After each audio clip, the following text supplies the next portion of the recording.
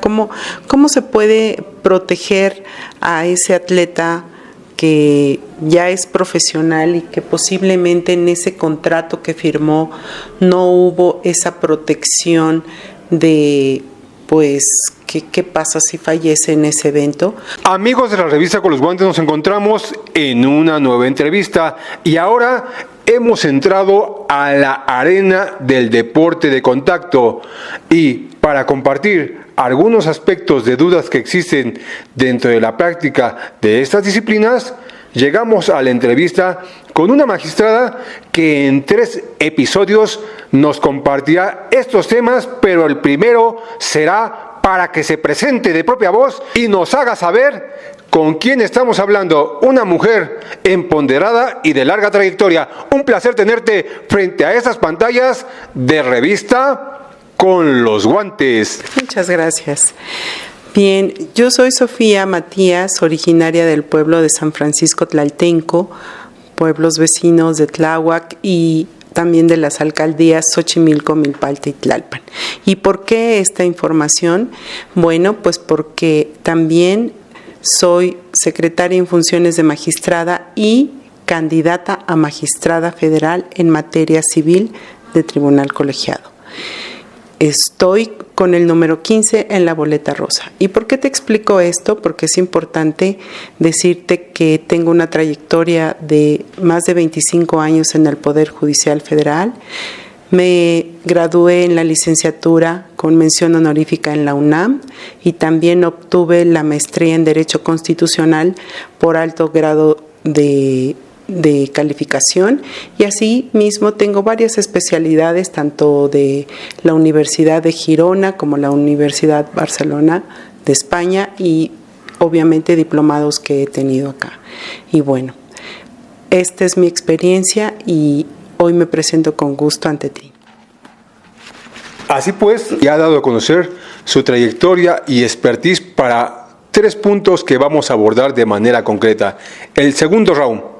Fíjate que en el ámbito del boxeo hay una situación muy singular que se da en el aspecto de hombres y mujeres. Hay quienes afirman que vivimos en un ambiente de un deporte plenamente machista, ya que las mujeres, así sean campeonas nacionales o mundiales o estelaristas, no perciben el mismo ingreso o emolumentos en cuanto a sueldo que los hombres. ¿Qué puedes aportarnos sobre esta situación desde tu experiencia profesional y personal? ¿Qué tema tan interesante has abordado? Fíjate bien, yo creo que no solo la mujer atleta ha sufrido esta clase de discriminación. Es ahora y México de unos años para acá viene atravesando mucha transformación en cuanto a los derechos y los derechos humanos de las mujeres. Y no se diga de las mujeres atletas. Por supuesto que esto va dirigido a aquellas mujeres atletas que tienen que luchar por sus derechos porque México y cualquier autoridad está obligada a protegerlas y sobre todo acabar con ese desequilibrio. Y estamos hablando de ese desequilibrio en los ingresos que perciben. Por supuesto que tienen acciones y acciones civiles para demandar incluso la nulidad de ese contrato o de ese acuerdo que haga una diferencia por perspectiva de género respecto de sus recursos. Para eso también está el juicio de amparo, en donde se van a emplear instrumentos nacionales e internacionales, tanto por el juez local como por el juez de distrito o magistrada o magistrado federal, para emplear aquellos instrumentos como por ejemplo, por citarte, hay un protocolo para juzgar con perspectiva de género, en el que si hay situaciones como en la que estás o pudieras estar, tu mujer atleta puede ser protegida en este ámbito. Bien, interesante la situación porque muchas chicas tienen esa duda y qué bueno que sepan de voz de alguien que conoce y domina el tema, claro, que sí hay derechos y que hay opciones para abordarlo esto. tercer episodio y algo muy álgido. Resulta que en el terreno tanto amateur como profesional, en los deportes de contacto, de pronto se da la circunstancia que alguno de los participantes pierde la vida y la familia se queda en total indefensión, ¿no? Porque ya sea por medio del contrato o por la circunstancia que rodea lo que el peleador firmó, pues no hay culpable. Siendo dentro de toda la logística los que participaron, que puede ser desde el entrenador, el manager, el promotor, el organismo que está supervisando este evento. Y creo que para muchos, tanto en el terreno amateur como profesional, de pronto es el hecho de que cuando esperaban una superación en pro de la familia, dejan a la familia en total crisis y en un aspecto de desconsuelo que creo sería interesante y agradeceremos que tú nos abordes con esa claridad y pensamiento del conocimiento del tema. Gracias.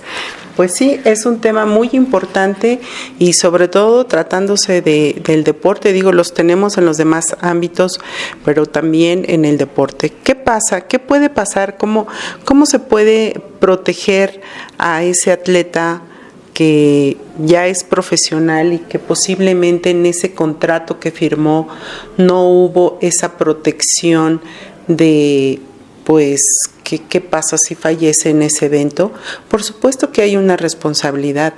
No estoy desconociendo que la mayoría de esos contratos son en el ámbito jurídico lo que nosotros conocemos aquí los especialistas como contratos de adhesión. Pues déjame decirte que esos contratos que ya están, cuyas cláusulas preestablecidas en el que nada más pues estás obligado necesariamente a firmar, también ya la Suprema Corte de Justicia de la Nación y nosotros como magistrados o operadores jurídicos tenemos herramientas para declarar si una cláusula es abusiva o no en ese contrato. Incluso es una cuestión que debe de estudiarse de oficio y más aún cuando se pone en riesgo la vida de un atleta.